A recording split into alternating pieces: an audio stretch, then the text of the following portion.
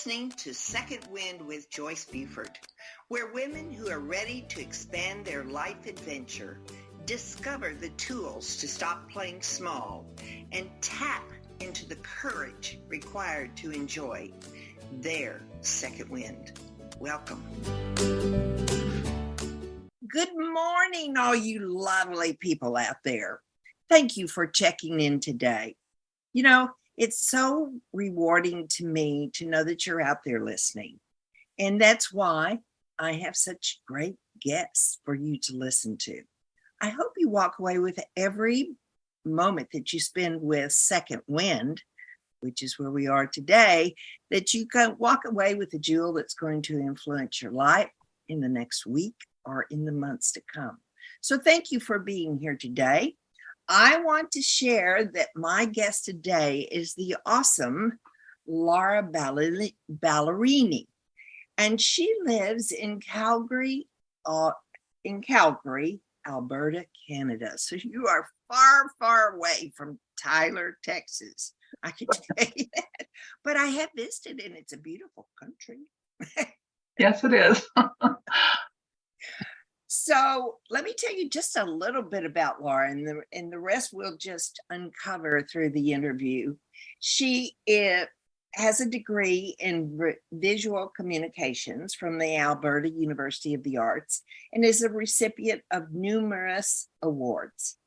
Now, she calls herself, she is a quiet and introverted executive, but she has done so much in her journey and achieved so much that I kind of wonder how quiet she is. She said she opened up the door while attending a storytelling class, which is interesting that was the key to open her up into becoming and writing a book. So we're going to talk about her book today. So, Laura, thank you for being here. Thank you for having me. Yes.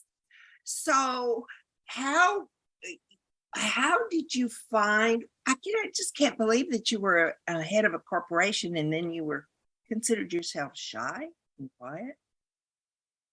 Yeah, I am shy. I'm a listener. I'm not so much a talker, but I'm learning to, I think I have a marketing coach. She told me you amplify your voice. You've always had a voice, but now you're amplifying your voice. So that's what I'm working on. Yes. And was that the real reason that you took the course? Is that was a stepping stone for you to be able to open yourself up and share? I think so. Yeah. It was like I've always been quiet and shy, and I'm a designer, so a communication solutions person. So what I found that my designs were selling, and I obviously had to sell my designs with my rationale. And I think I was quite articulate about selling that, but I wanted to learn how to be more articulate and speak more, have my voice be heard. I think I have stories to tell, and I think everybody has a story to tell. And one of my taglines is, let the quiet ones tell their stories. They've got something to say as well. So it's really about kind of just opening up that whole world to the quiet ones and listening to what they have to say. Yeah. Sometimes they're much deeper than those that are all share everything and vocal.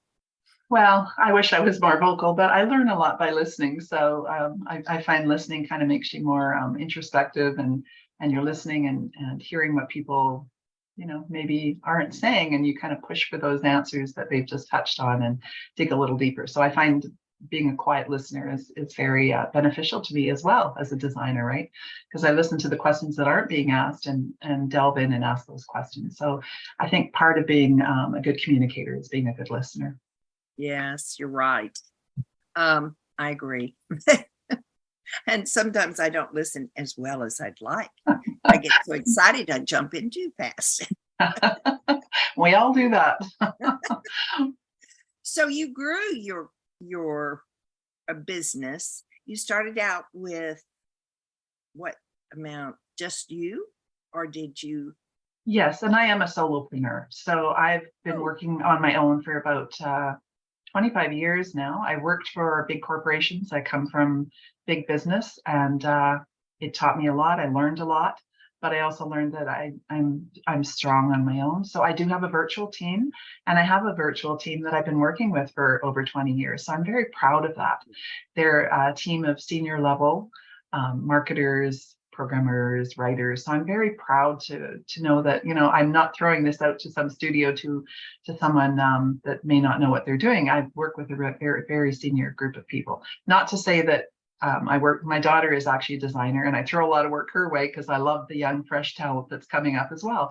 So, but Blue Brown is my company, and that's really kind of a seasoned group. It's a boutique. It's a design boutique. It's not a big agency. I've worked for the big agencies, and I decided I wanted to do more of a design boutique, have a smaller group, have very hands-on group. And yeah, I've learned a lot through those 25 years. Obviously, prior to that, I worked in the industry, and I learned a lot. But running your own company, you learn, you're hands-on and you wear many hats. So it's been a real interesting ride for me.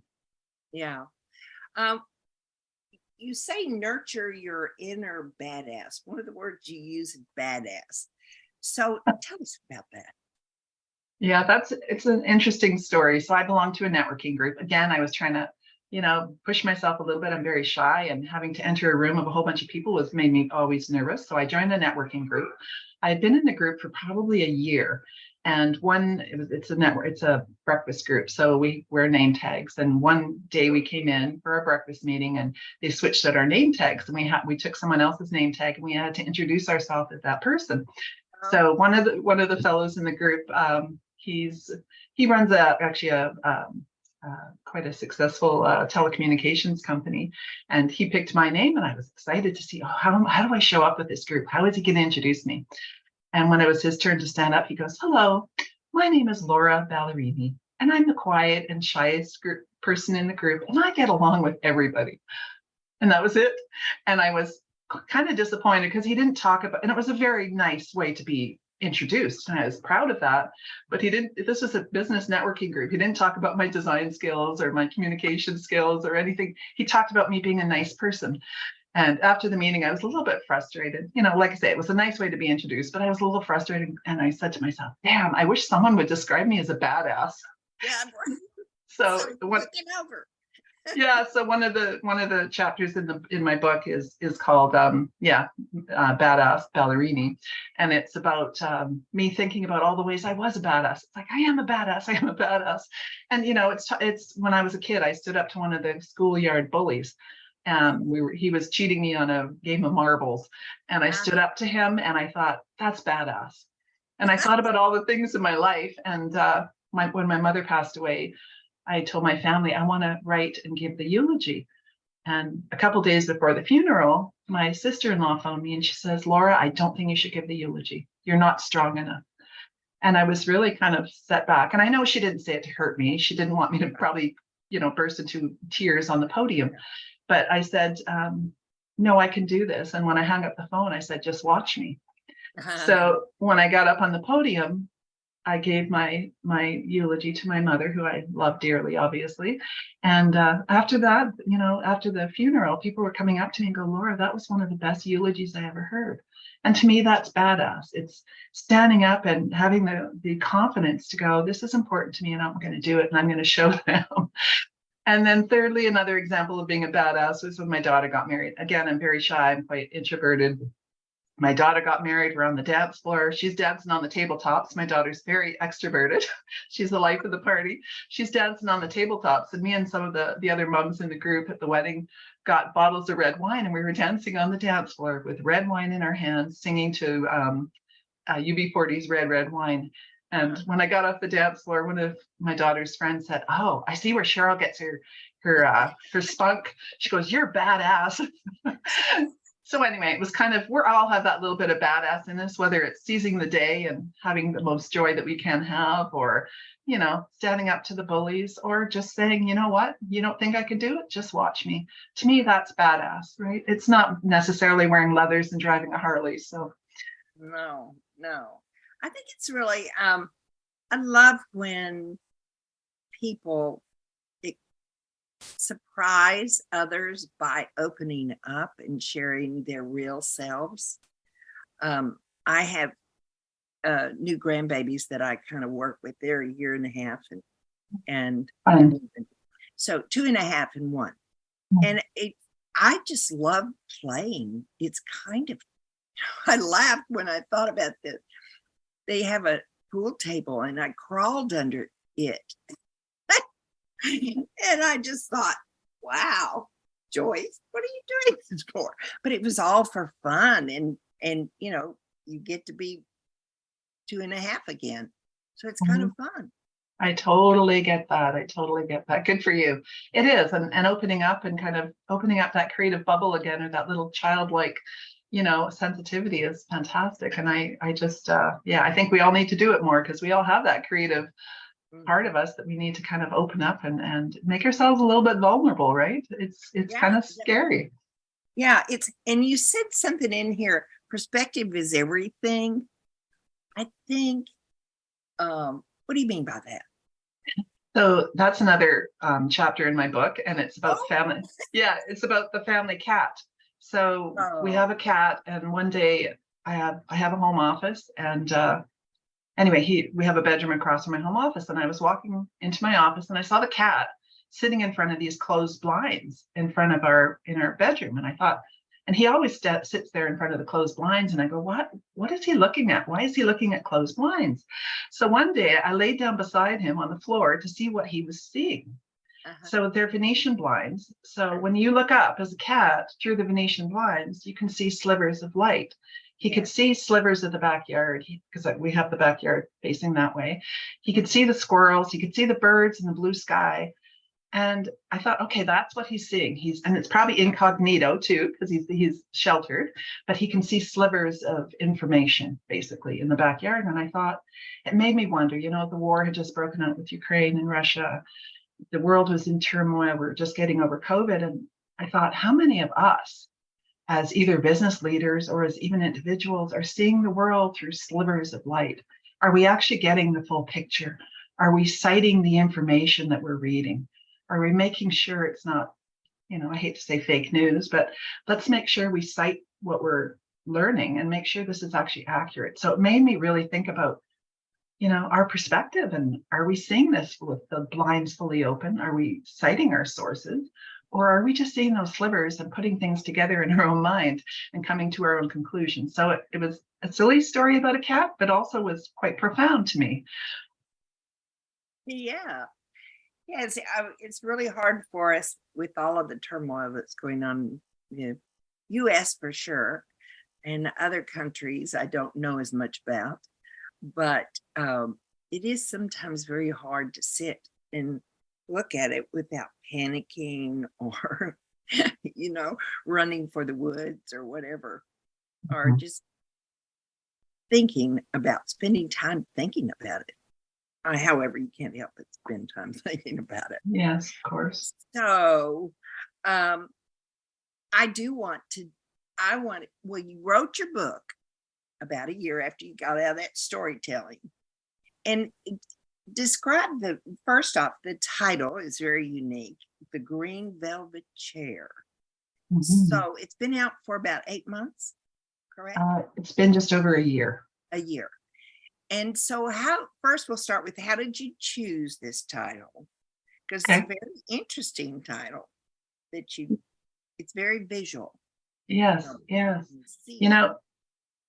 And the book is it's short stories. It's a series of short stories. It's not a sequential story. It's short stories. And one of the chapters is about the green velvet chair, which my mother had recovered. So let me back up a little bit. So when I first started, I had a big struggle naming this book. I started writing all these stories about art and design in everyday life, everything from making Ukrainian Easter eggs to sewing to cooking to music, all these things. And of course, the green velvet chair is one of them. And I was thinking, when I started naming the titles, coming up with these titles, I actually put it up to social because I was struggling so much. And I said to people on social, this is the essence of my book. These are some titles that I came up with. I actually did the covers. And many people said, because one of them was picas, pixels, and perspective, because I worked in the newspaper industry. Picas was how we measured things.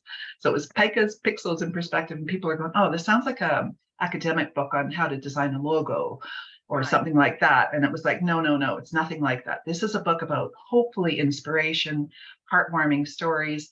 And when I thought about it, I thought, what inspired me to write this book? And one of them was my mother, who was immense creative when it came to sewing and upholstery. So anyway, the story was, we were driving one Sunday, when we were kids, we always took drives in the country with my mom and dad. We were in the station wagon driving down a country road. My mom sees this old piece of junk, this old chair in this farmer's field. And honestly, it was a piece of garbage. And my mom told my dad, stop, I want that chair. So she looked at the chair, she went up to the farmer's house and said, can I buy this chair? It's beautiful, this beautiful walnut.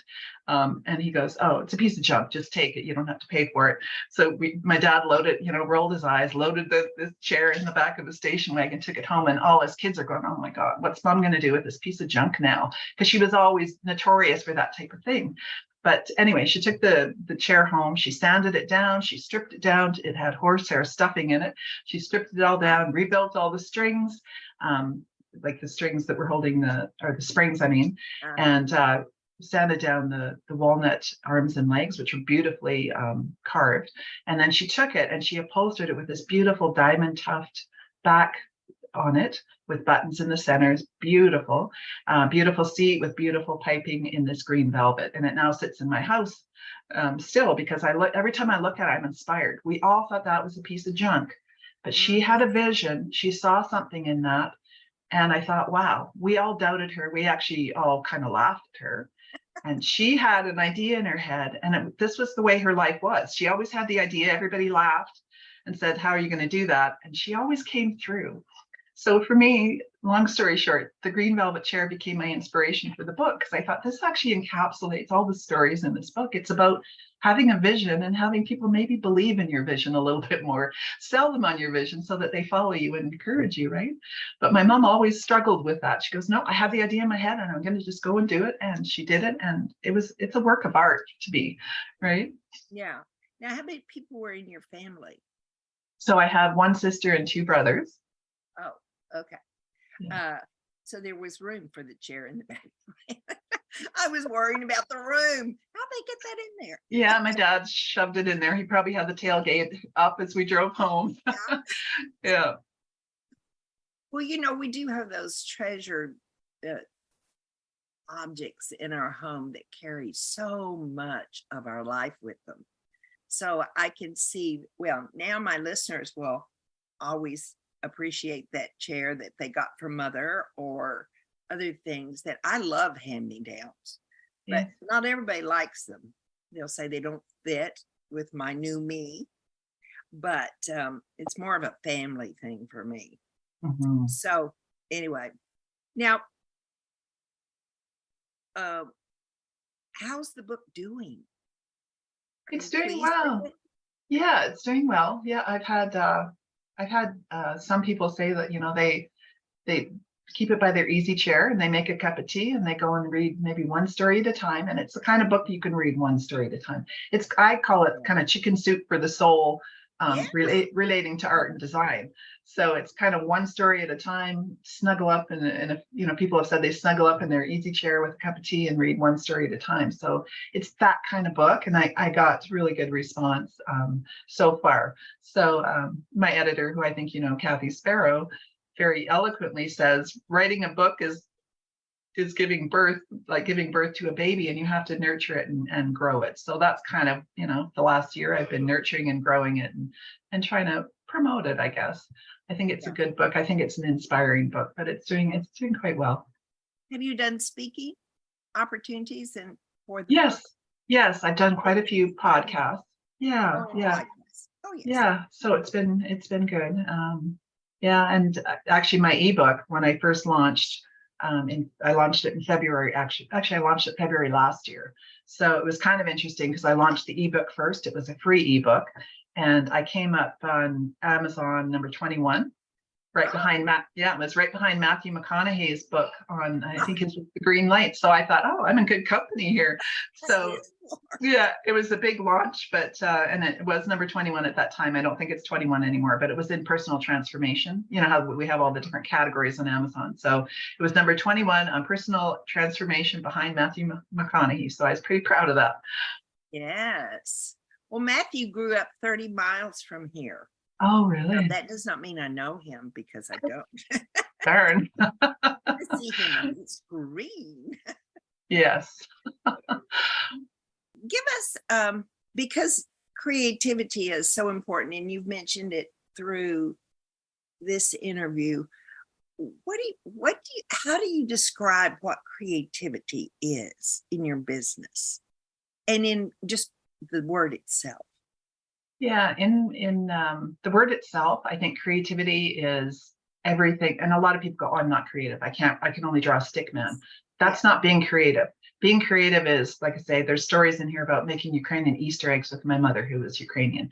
It's about sewing, which is an art. It's about food and cooking, and baking, which to me is art. That's creative, right? That's very creative. It's about setting the table. There's a chapter in my book where I set the table for a special occasion, and I go into detail about, I sprinkled apples down the middle of the table or something. I can't remember. It was either apples or pears. Anyway, Right. some fruit. Like, I just got creative with how I set a table. It's about music. Creativity is everywhere, and I think it's in each of us. And I think we sometimes don't realize it. It's driving down a tree-lined street or driving through a neighborhood and going, especially with summer, wow, look at how they designed their flowers, different colors, different rows of colors, maybe tall ones in the back and small ones in the front. That's design. That's creativity. Someone was very creative about that, right? When it comes to business, I talk about like vision. Vision is about the green velvet chair, but it's about, okay, if you want to have this vision for your company, make sure your employees understand your vision and support your vision, but they need to understand it first, right? Before they can support it. It's about being that badass and just really capturing the joy in every day. And that's from a business or a personal perspective. And Yeah. of course, it's about perspective. Perspective is everything. And then there's one more story, or another story in the book called brand. I'm a brand designer, so I design a lot of brands. And one of them was, I'll just tell you a short story about high school. When I was in high school, I was very chubby. I would have bad skin. I had greasy hair. I was, very, very, very shy. I was a good student and I was a nice person, but I was nothing to look at. And then as I, got out of high school, I learned to curl my hair and do my makeup and find clothes that fit me better. And when I went back to my 10-year anniversary, 10-year high school anniversary or reunion, I walked in the door and one of the popular boys ran in front of me and opened the door for me. And then he looked at my name tag, which had my old picture on it. Goes, "Oh, you're Laura?" He goes, "I wouldn't open the door for you back then, but I'll open it for you today." And I thought, that's my personal brand. I'm still, the logo or the outside doesn't really matter when it comes to brand. It's the values that are inside you. I'm still the same nice person. Everything about me is the same, except maybe I learned to polish the outside a little bit. And it's kind of like a logo. A logo is not your brand. It's all the values and the service and the products that you have beneath that logo. That's your brand, right? And how your customer service and all that. So there's stories about that kind of weave in and out between a personal example and business. Tell me the brand again, because I do Yeah, get those confused. yeah, the brand. Yes, and a lot of people think the brand is your logo. And Yeah. sure, the brand is kind of the face to the logo. But say if there's a popular brand out there and I buy it because I like the logo, well, that means nothing. I'm buying it because I like product, because when I pick up the phone, if I have a problem with product, the customer service is outstanding. They treat me really well. That's all part of your brand. Your pricing, you might pay more for a more popular brand because you think it's worth it. So all that is part of your brand, mostly the values, how you treat your clients, how you build your product, if it is it tested with animals, all that kind of stuff is part of your brand, your values, what you think is important for your business. So yes, the logo is, that outside introduction to your brand, but really it's all those underlying values and things that you really hold true to your company that is the brand. So it's telling that whole story, not just the outside colors and logo and your storefront if you have one, or your website. Absolutely, that's important. That's kind of the outside polish. But it's all the things underneath that really are the foundation of your brand. So many websites are confused, I think. They have not worked with you. Well, I'm finding as a designer that simplicity, I usually throw everything up at the wall and then you start pulling things off and go, let's break this down and distill this into the simplest of communication values, right? Or, Yeah. communication key points. So people scan on websites. They're not going to read a white paper necessarily on a website. They're going to scan and see, is this legit? Does this make sense? What's in it for me? You always have to ask the question, what's in it for me as the viewer? Yes, yes. Now, how did you decide when to stop on your book? Because we have tons of stories inside of us. And so how would you know when you'd reached the conclusion part? Okay, I had a very mathematical answer to that when I reached 40,000 words. And what's so important about the 40,000 words? That's what my editor said. You need 40,000 words to make a book. So it's like, okay, let's do 40,000. And then, like you say, I actually am talking about or thinking about doing a second book. But this first book was like, okay, I have a really good cross section of stories. I have a good variety. There's some stories where I write about designing my mother-in-law's eulogy. And it's a beautiful creative story because you're designing her life in words.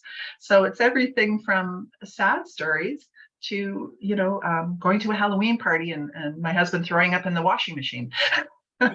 Oh, so yeah, anyway, so there's funny stories, right? So I had enough variety that made people laugh, that made people cry, but they were all about creativity. They were all about art and design in some way, whether it's a Halloween costume, right? So I had enough stories that I thought it was a good cross section of content to intrigue a reader. And like I say, mathematically, it was like, I'm at my 40,000 words. That's where I'm going to stop because I have more in me for another book. So. And will it be basically the same of stories, or will you focus the stories, or what is? I think we talked a little bit earlier. Not maybe I'll bring it up now. I recently went through breast cancer, and my stories. My next book, I want to talk about the beautiful journey that I had with breast cancer. I met many angels along the way. I had, I really had a good experience, if you can say that. Of course, there's the downturn. I'm not going to sugarcoat. It's a very hard journey, but I had very good experiences. I had, when I started, this is actually a wig. My hair looked like this, but this is actually a wig. But the May long weekend, when I started losing my hair, I was planting flowers because I thought I need the flowers to watch them grow as I go through chemo. So I was planting these flowers and my hair, the wind, there was a light breeze, the wind was blowing my hair and it was falling out and it was landing in the flowers.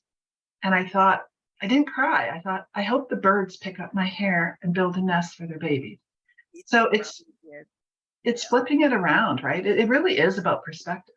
And it's about, okay, let's turn this around. Like, cancer is a horrible thing and many people face challenge, not just cancer, but it's really taking that and let's flip it and find that jewel, find those, that silver lining, that there's good stories here that, like I say, the people that I met along the way, fantastic people, the support I got, I didn't expect, so it's been an amazing journey in many ways. So anyway, that's kind of what I'm thinking about as a next story. And as far as badass, anybody that goes and sits with chemo in a chair in a hospital is pretty badass to me, or whatever challenges they have to go through, that's badass.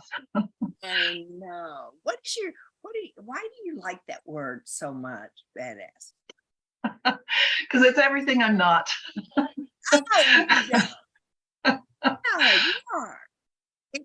Is it a word that means commitment or challenging you, or what is the draw to that word for you? Yeah, that's a good question. I think it's because it's kind of tongue in cheek to everything that I feel that I'm not. And then I realize, oh yeah, because I always, people say, oh, she's nice, she's good. No, I'm bad. I'm badass. Like it's kind of like I should be good. Yeah, but I guess it's because I do have the tenacity, I do have the wherewithal, but it's not being seen or it's not being heard, and somehow badass kind of says a lot of things, right? And for me, it's kind of it's tongue in cheek, it's fun, it's playful, but it's got a pretty strong meaning to it, right? It does. Yeah, it means you're tough. me. There was a woman once that I interviewed that was the title of her book. I'm a badass, and I'm from the South, and I'm a little protected from naughty words, which I call that a naughty word, but it's not really. But anyway, honey, there's a lot of bad words out there, and badass isn't one of them. So it was so funny, but she was lovely. I remember That's cute. That's cute. Yeah. But that's how she had named her book. I love that. On your journey, I mean, I think the book, the stories of the cancer journey, which I shared, I had that journey in my past.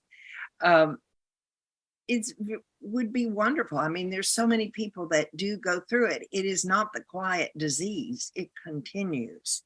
And so I think it would be a wonderful thing for your audience and any woman out there that is going through it, just to be able to laugh, because listen, there's some things you go through. It's not funny. So, but you turn it with your perspectives. You have to, yes. Yeah, you do, because you need the laughter, Agreed. So somebody will be laying in the bed and their friends will love to tell me, give them that book, send that book, because it can heal, make it easier. Make it easier. Yeah. Yes. Well, I have started drafts, so maybe I'll keep going. Yeah, for sure. Now, what's your next thing? The next thing is the book, writing the new book. And I would assume you're speaking now. Are you doing speaking? I'm doing quite a few podcasts. Yes. So standing on a stage, obviously a lot of this happened through COVID. So no, I haven't stood on a stage and spoke.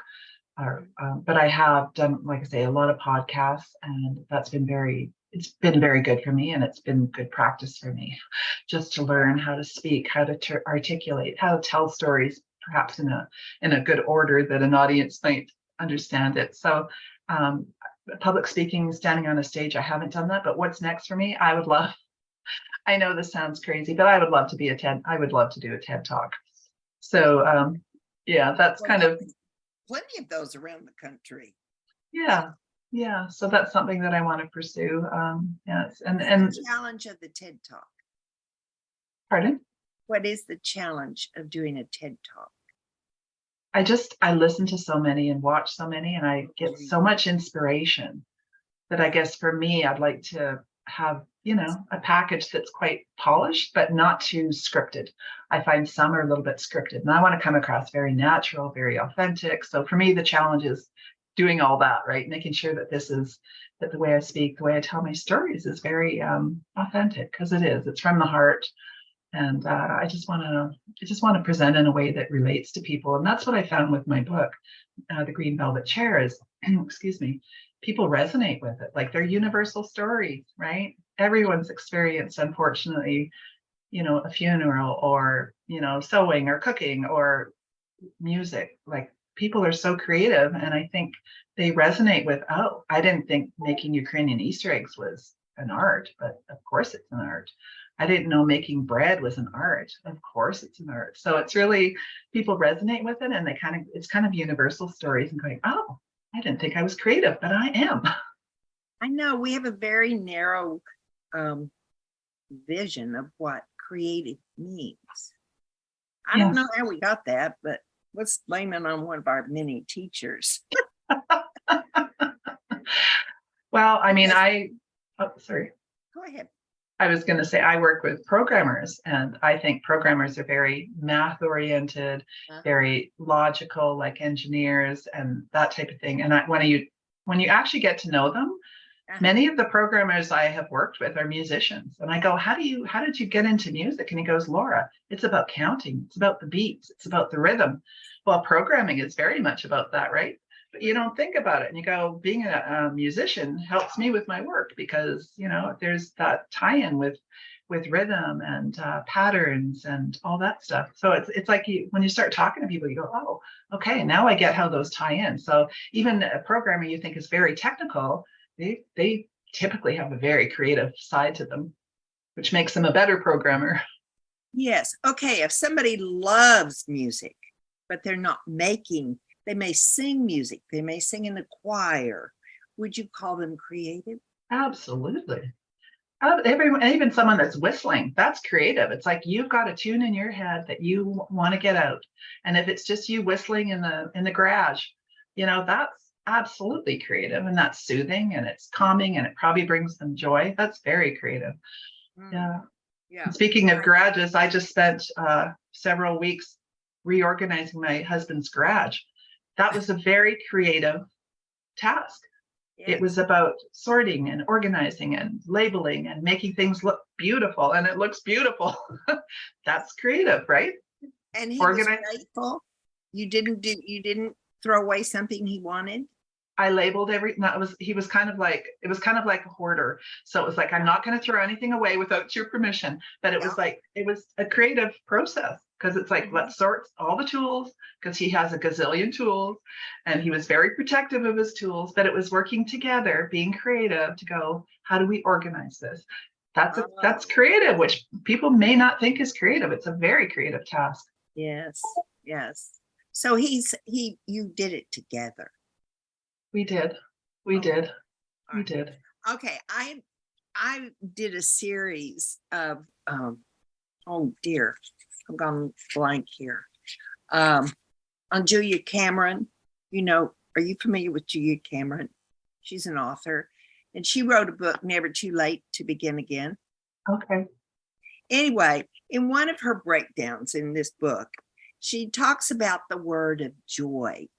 And so you just led me into this, honey. You said joy. So anyway, I'd like if you could share with me and my audience one time, and we normally remember these because they're so important to us, or they're so fulfilling. Can you share with us a time that you experienced true joy and where you felt in your body? Okay. This is going to sound really funny, but this has been very recent. I have a granddaughter who got a Barbie doll for Christmas. And I always loved Barbie dolls, and I know the Barbie movie's out, and this is all very timely, but I love Barbie. I recently started sewing Barbie doll clothes for her, and I find my husband can't believe me, because, are you sewing again tonight? It's like, yep. I am sitting in front of the sewing machine, and I am loving it. It truly brings me joy. And I tell people that, and they kind of shake their head like, okay. But it's like, I'm making like Chanel beautifully lined suits for Barbie. Like, they are actually, for me, they're beautiful, beautiful works of art. And actually, I just got commissioned by someone who paid me to sew 20 outfits for her niece's Barbies.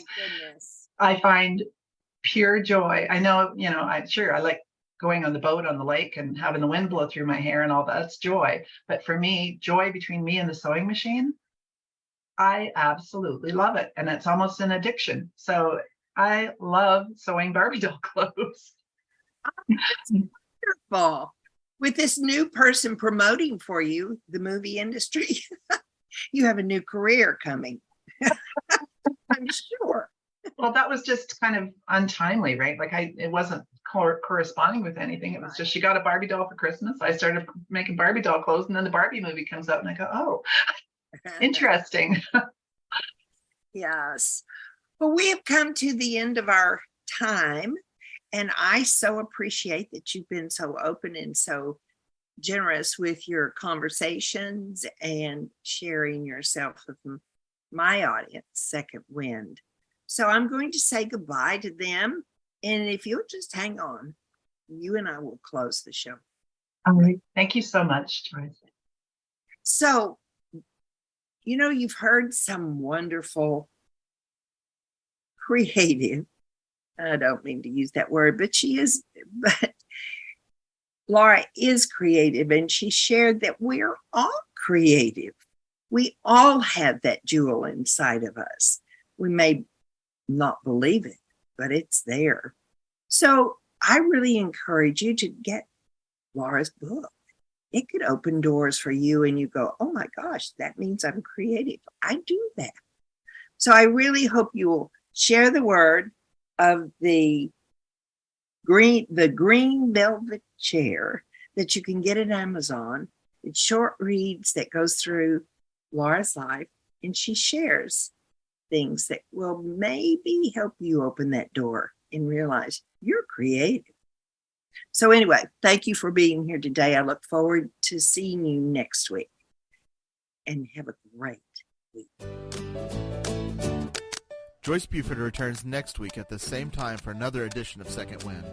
Through the Joyce Buford Empowerment System, women are receiving the support they need through their transitions and are able to reclaim their true purpose with confidence. They receive the tools they need to map out new lives. You can find out more about her coaching services at joycebufordempowers.com.